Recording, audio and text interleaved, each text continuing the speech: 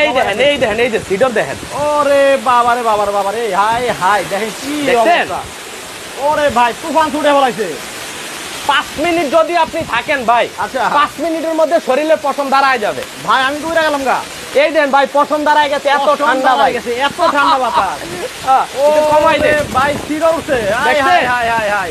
একটা লাগাবেন আপনার ঘরে ভাই, একটা মাত্র লাগাবেন। একটা লাগাবেন, পুরো পরিবার বাতাস খাবেন ভাই। বাইরে ছিলাম একটু কাছে আসে। আচ্ছা এই দেখেন পানিটা একটু হাত দেন, কি পরিমাণে ঠান্ডা পানি। ওরে ভাই এটা কি পানি দেওয়া আছে? এই যে পানি পড়তেছে আর পানিটা কিভাবে আসতেছে সেটাও আপনাদেরকে আমি একটু দেখাবো। একটু ধরবো?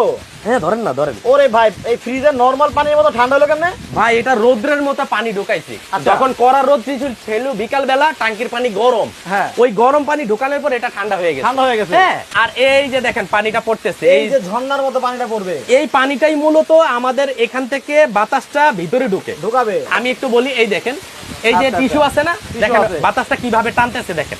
এই ওরে যে, বাবা রে বাবা, এত স্পিডে টানে নাই। হ্যাঁ এত স্পিড